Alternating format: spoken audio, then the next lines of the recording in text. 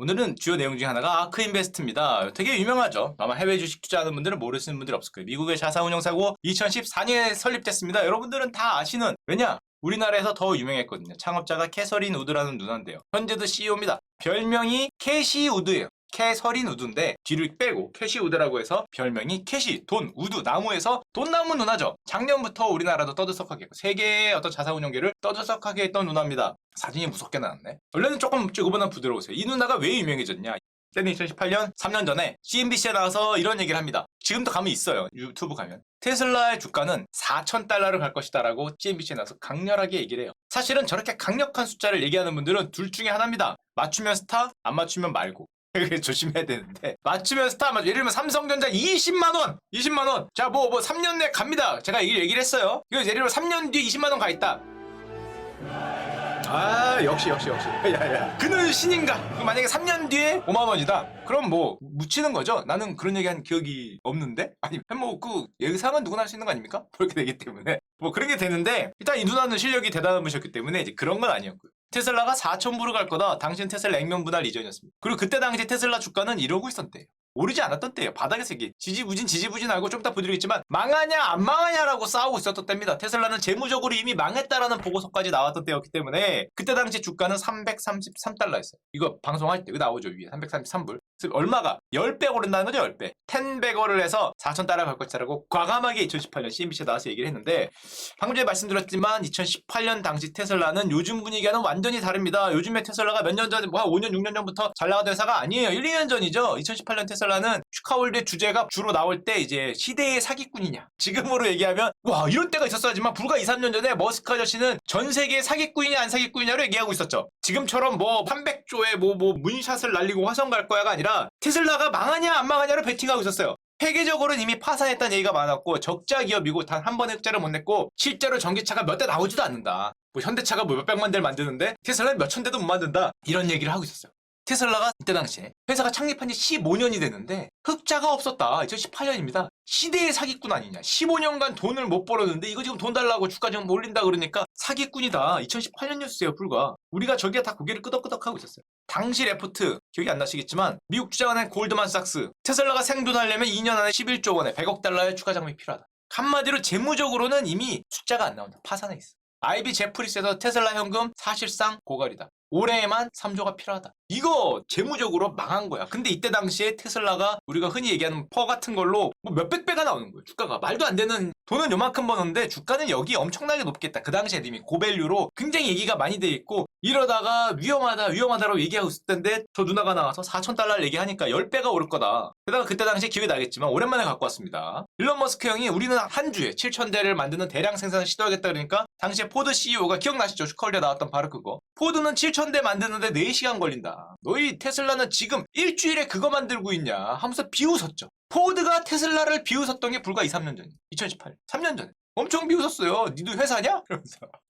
지금은 완전히 바뀌었지만 2, 3년 전에 그랬어. 우리 4시간 만에 하는 거 니들 일주일 걸린다. 그게 자랑이냐. 이 상황에서 CNBC에 나와서 4,000달러 10배 간다로 얘기를 하니까 CNBC에 나온 또 다른 옆에 전문가분이 이런 얘기를 했습니다. 아니 앞으로 너가 얘기하듯이 자동차의 시대가 오면 지금 GM, 대표적인 GM의 멀티플이 지금 10배 15밖에 안 되는데 멀티플이 늘어나고 자동차의 시대가 네가 얘기한 것처럼 변화가 오지 않으면 테슬라 멀티플 그 말도 안 되는 밸류에이션이 GM 수준으로 떨어질 거 아니냐. 그러면은 GM이 오르던지 테슬라가 떨어질 둘 중에 하나인데 GM을 사야 되지 않냐 이런 얘기를 했어요. 그때 이런 얘기를 했습니다. 이 돈나무 누나가 유명해. 퓨처는 일렉트릭, 전기차 시대다. GM은 일렉트릭 아니야. GM은 DNA가 다르다. GM은 그렇게 안 된다. 테슬라가 10배다 라고 얘기해서 모두가 비웃었던 인터뷰를 했는데, 그리고 실제로 그 일이 일어났죠. 그리고 당시 여기입니다. 여기 테슬라 주가가 이렇게 오른 회사가 아니에요. 보면 거의 10년을 겼어요. 바보 회사였어요. 바보 회사. 그나마 요런 데서 몇 배씩 올라서 그렇지 이거 뭐 이랬어요. 당시 주가 66달러. 그러니까 액면 분할 기준이니까 66달러인데 800달러 간다고 액면 분할 했다고 가져가 예언을 한 거예요. 3년 뒤에 실제로 왔어요. 10배 올랐어요. 2020년에만 9배 올랐어요. 그래서 테슬라가 저걸 맞추면서 갑자기 그는 신인가가 됐죠. 게다가 저렇게 얘기를 하니까 저분이 아까 얘기했지만 자사운용사 CEO입니다. 자사운용사의 자기 펀드 ETF가 있었는데요. 자기 펀드 ETF에 테슬라를 10% 이상으로 꽉꽉 채웠어요. 아마 제가 미국의 규칙은 모르겠지만 특정 범위 이상으로는 못 넣을 겁니다. 테슬라를 80% 90% 그렇게 퍼센트를 못 넣을 거예요. 넣을 수 있는 한도까지 꽉꽉 채워갔어요. 꽉꽉 채워갔는데 그래갖고 이 ARKK라고 부르는 저 캐시 누나가 하시는 아크인베스트가 하는 ETF가 ETF입니다. 참고로 상장에서 거래되는 ETF가 2020년 최고의 펀드 수익률 240%.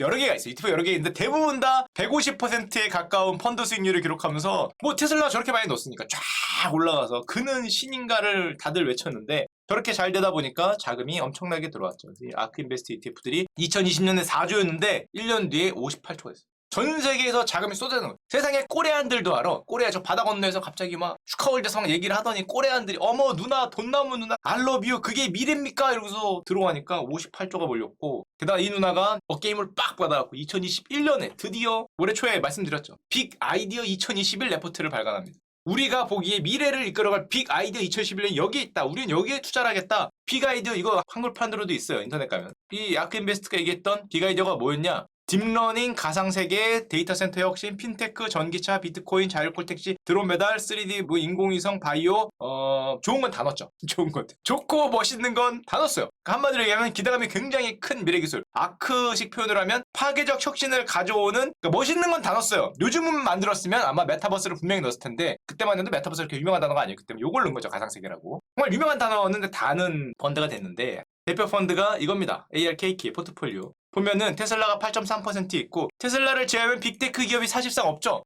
애플, 마이크로소프트 이런 IT 기업이 없어요. IT를 좋아하는데 다 IT 기업인데 뭐 우리가 생각하는 IT 기업이 없어요. 사실 테슬라도 옛날에 빅테크가 아니었죠. 빅테크가 돼서 그렇지 빵이 아예 없어요. 흔히 무조건 갖고 간다고 생각하는 물어봤어요. 유명한 겁니다. 이것도 작년에도. 빵 같은 빅테크 기업들 왜 투자 안 합니까? 그랬더니 일갈 하셨죠. 빅테크는 내게는 안전자산이다. 그거 예금 아닙니까? 3% 5% 그거 벌어서 티 나니? 뭐 이런 얘기 하는 거죠. 삼성전자 사세요 그러면 야 그거 무슨 정기예금 같은 걸 사. 그거 오르냐? 뭐 이런 얘기를 하는 거니까 5% 7% 오르는 거 나한테 갖고 오지 마. 그거 갖고 예금하지. 나 이 쪼잔한 것들이라는 일가를 날려주시면서 그거는 안전자산과 같다. 그 정도 수익률로는 만족하지 못한다. 기염을 토하시면서 파괴적 혁신 가져오는 기업에 투자한다. 빅테크 혁신은 하긴 하는데 이미 완성 단계니까 이 꾸물거리며 올라간다는 거죠. 이렇게 꾸물꾸물 이렇게 지렁이 같은 거 하지 말고 높은 수익률을 가져올 수 없다 라는 얘기를 했는데 근데 이거를 보는 이 많은 제가 생각하기에 많은 투자자들이 이렇게 말을 하니까 오해를 많이 했어요. 무슨 오해를 하냐? 파괴적 혁신을 가져오는 기업에 투자한다 그러니까 특징이 뭐가 있냐면 이 누나가 말하는 그런 기업들 당연히 하이리스크 하이리턴이죠. 이거는 다 이해를 했어요. 엄청나게 높은 변동성 그것도 이해했습니다. 근데 문제는 이 변동성도 올라갈 변동성만 생각을 하고 떨어질 변동성은 잘 생각을 안 하고 이렇게 파괴적 혁신 하이리스크 하이리턴한 기업들은 대부분 뭐예요?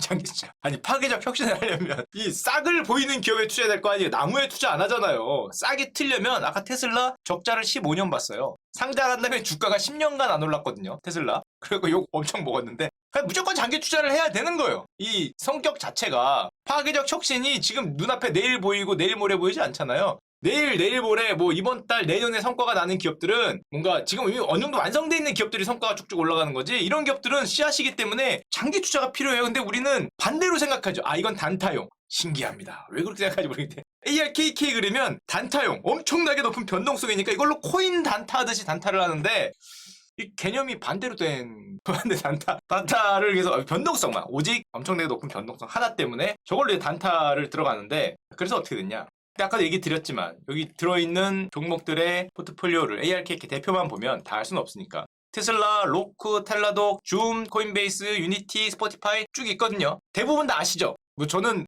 눈에 있긴 하는데 대부분 보면 다 특징이 있어요. 무슨 특징이 있을까요? 엄청난 파괴적 혁신을 한다고 누나가 꼽은 건 맞는데 대부분 이 주가 차트가 머릿속에 있는 분은 딱 보자마자 뭐가 떠오르냐? 테슬라를 빼면 이게 머릿속에 절로 떠오르죠. 예를 들면 줌을 생각해봅시다. 줌. 코로나 때문에 최고의 기업 코로나 끝나 뭐 이런 거죠. 코인베이스 그죠? 코인베이스 요즘에 상장해서 그렇지 로크도 그렇고 텔라독도 그렇고 미래 하다가 실적이 잘 안 나오잖아요. 실적이 당연히 안 나오죠. 지금 실적이 나올 때가 아니죠. 테슬라처럼 공장 짓고 뭐 짓고 막 투자하고 뭐 그래야 될 거 아니야. 적자 나고 이것저것 실험해보고 그럴 테니까 실적이 왜 안 나오지? 이런 기업들이거든요. 대부분. 당연히 안 나오는 게 어떻게 보면 당연한데 자 그러다 보니까 이제 하나씩 봅시다. 로쿠 이게 스트리밍 플랫폼입니다. 하드웨어하고 얘네들이 요거 누르는 거 있는 미국에 있는 IT 기업인데 정말 혁신적인 사업 모델이다. 근데 숫자가 안 나오네? 아직 안 나오죠. 조금 더 있어야 되는데. 그래서 로쿠가 또 그렇고, 예를 들면 텔라도 원격 의료, 가상 의료. 원격 의료, 와, 코로나 때문에 원격으로 다 할 것 같고, 어차피 병원에 못 가니까 다들 모니터로 할 것 같고, 정말 기대감이 올랐는데, 코로나 좀 끝나가는 것도 있고요. 끝나가는 것도 있고, 생각보다 법에도 걸리는 것 같고, 뭐 경쟁자도 생기는 것 같고, 그러니까 좀 마찬가지죠. 좀 어떻게 보면 당연하죠. 어떻게 보면 당연한 현상인데, 이런 현상들이 펼쳐지니까 ARKK가 2021 연초 이후 수익률이 마이너스 23%를 찍었어요. 작년에 거의 200%를 했던 펀드가 고점 대비해서 23% 빠졌어요. 특히 최근에는 거의 폭포수처럼 빠졌죠. 왜냐하면 이유가 있어요. 최근에 금리 올린다며. 이런 어떻게 보면 가파른 성장주는 금리 오르면은 멀티플이 밸류에이션이 급격하게 내려가죠. 이 분모가 높아지니까, 나누는 분모가. 그 코로나 어느 정도 끝난다며. 그러니까 코로나에 수혜를 받았거나 뭐 멀티플이 밸류에이션 내려가니까 여기서 폭포수처럼 빠지는데 지금 연초 이후에 마이너스 23%, 마이너스 30%를 찍었겠어요. 근데 문제는 동일 기간에 나스닥이 빠졌으면 괜찮은데 동일 기간에 나스닥은 플러스 21%. 그러니까 상대적으로 거의 50%에 가까운 손해를 보니까 갑자기 그늘 신인가에서 이제 사람들이 뭐 난리 나는 거죠. 물론 아까 얘기했지만 빠지는 거는 어떻게 보면 당연한 현상이기도 하고 실적이 지금 당장의 파괴적 혁신 기업인데 받쳐주지 못하겠죠. 그러니까 올라가면은 차익 실현도 나오고 손바뀜이 있는 거 아니에요. 원래 기간 조정이라는 게 있으니까. 또 금리 상승에 좀 약하기도 하고 코로나 영향력도 끝나는 거 같고 변동 사이클이라는 게 있으니까 어떻게 보면은 뭐 이해할 수 있는데 실적 부진에 이제 다 같이 실망을 하는 거죠. 작년에 100% 200% 했는데 올해는 왜 그러냐. 펀드 런이라는 말이 나오고 있고 심지어 이 상황에서 우리 캐시 우드 누나가 뭔가 좀 투자자들의 마음을 이렇게 좀 만져주는 말을 했어야 되는데 강력하게 얘기하는 거죠. 너희들은 왜 우리의 파괴적 혁신을 모르냐? 다시 한번 내가 얘기해 줄게. 지금 액면분할한 지금 2021년 테슬라 주가 3,000에서 4,000달러 간다. 2018년에 내가 했던 예언 다시 한번 해줄게. 지금 1,000달러죠. 5년 안에 3, 4배 간다 얘들아. 꽉 잡아라. 꽉 잡아라. 뭐 슈카가 뭐 장기 투자 필요 없어. 우리는 5년 안에 3타임, 4타임이다. 꽉 잡고 있으면 이빨 꽉 깨물고 있으면 간다니까 얘들아. 믿어 의심치 말라라는 또 강력한 이런 한방을 2021년에 날려주셨는데 2018년에는 맞았는데 2021년에도 맞을 가능성이 있다고 생각을 하는데 너무 좀 이걸 그 샤우팅을 좀 강하게 하는 감이 있으니까 사람들이 반감이 생기죠. 너무 극단적인 거 아니야? 낮으면 신이고 아니면 말고 아니야? 이런 생각을 많이 하다 보니까 뭐가 늘어나냐면 이렇게 쳐다보고 있던 투자자들이 야 미국은 독해요. 미국은 정말 독해. 딱 보니까 야 이거 안 될 것 같아. 딱 보니까 쟤네 너무 파괴적 혁신에 너무 하이리스크 하거든. 걷다 대고 또 미국은 공매도를 치는 나라입니다. 대단한 나라예요. 오 보니까 야 이거 꿀반 고기 반이요? 쟤네가 여기다 돈을 50조가 들어왔잖아요. 돈을 막 밀어넣고 가격을 막 올리는 거예요. 자기가 사니까 가격들이 막 올라가니까 오호 야 얘네 밸류에이션 봐라. 어머 넘어가는 거 아니? 어머 하면서 걷다 대고 또 숏을 때립니다. 무서운 나라예요. 자비가 없어. 이 빅쇼트의 벌이라 그러는데 이 사람입니다. 우리 빅쇼트 영화 보시면 알겠지만 펀드 매니저 주인공으로 나오는 이 친구 있죠? 친구라 그러면 안 되죠. 크리스찬 베일. 전화 안 받는 분. 이분을 따라한 건데 이분이 자기 펀드가 있어요. 캐시우드 ARKK 하락에 베팅을 합니다. 8월 17일. 실제로 베팅을 한 걸 공시를 해야 되니까 공시라니까 캐시우드 누나가 한마디 했죠. 발끈했죠. 베리는 이해를 못하고 있어. 수준이 안 돼. 수준이. 옛날에 부동산 그 가격 따져서 그 수학은 했지만 혁신산업에 대한 이해가 모자르다. 투자기를 가진 혁신산업 너는 이해를 못하고 있다라고 일가를 하셨죠. 물론 일가까진 좋았는데 그 뒤로 가격이 내려가니까 저 같은 또 불순한 투자자들이 이런 생각을 하는 거죠. 어디가 더 셀까? 어디가 맞는 말일까? 라고 하면서 이 미국의 하이에나 같은 분들이 아크 인베스트 ETF를 공매도를 때리기 시작하는데 연초만 해도 불과 2%에 불과했는데 무려 이 아크 인베스트 ETF 전체 금액의 17%를 공매도를 때리면서 기도하고 있는 거죠. 어머 아래로 기도하고 있는 거니까 물론 우리 돈 남은 누나는 좋다고 얘기를 해요. 우리 공매도 너희 때린 애들 이거 언젠가 사야 되지 않냐. 언젠가 좀 밀려도 우리가 올라가면 니들이 언젠가 손절을 치면서 우리 펀드 가격 올려줄 테니까 오히려 좋다라고 얘기는 하지만 어쨌건 시장은 또 일로 가고 또 17%까지 간다는 건 뭐예요? 시장에 많은 사람들이 공매도를 때리고 싶다는 어떤 수요가 있는 거잖아요. 수요가 있으면 어떻게 됩니까? 공급을 해줘야죠. 장사를 해야죠. 그거를 ETF로 또 만드는 미국은 대단한 나라예요. 그 남의 펀드 망할 것 같다고 그거 숏 때리는 ETF를 만들었어. 야 이거 쉽지 않은데. 진짜 쉽지 않아. 예를 들면 뭐 어디라 그럴까요? 뭐 미래에셋, 삼성 뭐 어디 하여튼 어디가 ETF를 만들었는데 망할 것 같아. 자기가 보기에. 그래서 걔네 눈물을 흘리고 있어. 그러니까 걷다 대고 옆에서 빵빠레 울면서 쟤네 집 망하는 펀드 만들었습니다 여러분. 자 이거 쟤네 집 망하는 거니까 와서 이거 숏 여기다 때리시면 됩니다. 개인은 공매도하기 어렵잖아요. 미국도 좀 어려워요. 귀찮고 복잡하니까 어렵게 빌려서 공매도 때리지 말고 여기다 투자하시면 저희가 대신 때려주는 펀드죠. 그래서 숏 아크 ETF, 그 줄여서 SARK, 샤크를 만들어서 가서 보시면 있습니다. 사크를 만들었어요. 사크를. 쟤네 망하는 거에 투자하는 숏 ETF를 또 만들어서 장사되니까. ETF라는 게 원래 아이디어 싸움이에요. 나한테 돈이 많이 몰리면 ETF 수익률이 내 수익률이 아니잖아요. ETF에 얼마가 많이 돈이 들어와서 내 수수료 0.5%건 아크는 0.7%가 이런 수수료를 먹는 거니까 돈이 많이 들어오면 되거든. ETF 자체 전체 수익률은 나한테 중요하지 않아요. 돈이 몰리냐 안 몰리냐가 중요하지. 어떻게 하면은 밴드웨건을 치면서 사람들을 모을까인데 기가 막힌.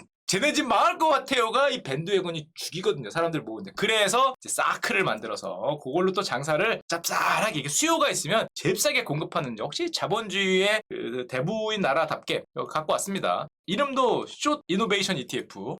반혁신 ETF. 오, 이게 가격이 올라가고 있어요. 당연하죠. 가격이 왜 올라가냐 이게. 이거 아까 전에 아크 인베스트 이거잖아요. 이거를 뒤집은 거니까 이렇게 뒤집은 거예요. 요거 여기죠. 가격이 올라가고 있는 거죠. 깐마디로 얘네들이 거꾸로 뒤집어가기 때문에 저게 가격이 오르면 얘네가 가격이 오르는 남 망하는 ETF를 만들어서 지금 짭짤하게 장사를 하고 있는 정말 대단한 나라구나 생각을 하고 이 ETF라는 게 여러분도 아시겠지만 특정 주제를 만든 주식 바구니죠. ETF 운용팀, ETF를 구조를 만드는 팀들은 어떻게 하면은 여러분들이 많이 몰릴까? 어떻게 하면은 여러분들이 그 수익률을 좋거나 좀 재미있게 만들어서 많이 몰릴까를 고민을 많이 해요. 예를 들면 아크 망할 것 같은 ETF 이런 거 이제 고민을 하는 거죠. 뭐를 모을지는 여러분들 마음이에요. 그래서 이 ETF 설계하는 분들이 돈 많이 받아요. 어떤 주제를 해야 사람들이 많이 몰릴까? 뭐 물가도 할 수 있고요. 뭐 온갖 주제를 다 뭐 패션도 할 수 있고요. 사람들이 좋아할 것 같으면 뭐 아니면 우리도 혁신 ETF 정말 무슨 뭐 어디가 있습니까? 아주 막 상장하는 토스 뭐 카카오 뭐 이런 굉장히 막 상장하는 것만 모은 ETF를 만들 수도 있고 하여튼 사람들이 좋아하는 주제를 만들면 되니까 아이디어 싸움인데 이 ARKK 망하는 아이디어를 낸 정말 늑대 그 자체가 아닌가 생각이 되고 우리나라에도 서서히 이런 ETF들이 문이 열리고 있습니다. 여러분 아시겠지만 액티브 ETF가 우리나라에도 본격적으로 시작됐죠. 자기 이름 걸고 하는 거. 이름 건 ETF. 예를 들면 슈카 ETF 그러면 슈카가 알아서 샀다 팔았다 하면서 뭔가 수익률을 올려주는 그 액티브 ETF. 진짜 실력 그러는데 굉장히 유명한 스타 매니저들이 이거 다 지금 하고 있고요. 우리나라에서도 서서히 불이 붙고 있는데 꽤 많이 늘었다 그럽니다. 2조 하등에 4조까지. 물론 뭐 좀 특징이 있으니까. 아크 ETF가 좋은 거냐 나쁜 거냐. 좋은 게 어디 있고 나쁜 게 어디 있어요. 다 주식 모아놓은 것 뿐이죠. 자기가 생각하기엔 주식 모아놓은 것 뿐이기 때문에 이 나에게 이 변동성이 맞는 건지 정말 초장기 투자로 버텨가면서 이 모든 변동성을 거쳐서 나중을 보는 게 맞는 건지 이런 거는 자기의 포트폴리오 조금 이따 얘기 드렸지만 자기 포트폴리오 중에서 이거를 코어로 가져갈 건지 위성으로 가져갈 건지 뭐 이런 거를 판단하고 하는 거기 때문에 좋고 나쁨의 문제는 아닌 것 같고 개인적으로는 뭐 우리나라에도 나올 수 있죠. 자신 있는 스타 펀드 매니저들이 어떤 ETF를 만들었는데 누군가가 걷다 대고 숏을 때리는 ETF를 야 우리나라에서는 이거 만들면 난리 날 것 같은데 뭐 이런 예를 들면 슈카 ETF를 만들었는데 슈카 ETF에서 SSUK ETF 현피죠. 그걸 전문 용어로 현피입니다. 현피 잠깐만 내 수익률 날아가고 있다고 안 그래도 눈물 나는데 걷다 대고 슈카 ETF SSUK 만들었다고 이거서 북치면서 쟤네 집 망해하고 장사하고 있으면 동방예의지국 대한민국에서는 이 상상하기 힘든 어디 몇 살이냐 나오죠 벌써 몇 살인데 네가 내 숏을 이게 나오지만 미국은 가능하다. 미국은 꼬맹이가 대통령을 봐도 헬로우죠. 헬로우 트럼프죠. 헬로우 바이든. 그렇죠. 대단한 나라입니다. 우리나라는 대통령한테 가서 하면 그달로 이민을 고민해야 되죠. 헬로우 바이든, 헬로우 트럼프, 안녕 누구 그러면 바로 이제 그렇기 때문에 하여튼 동방예의지국에서는 쉽지 않다라는 거를 말씀드리고요.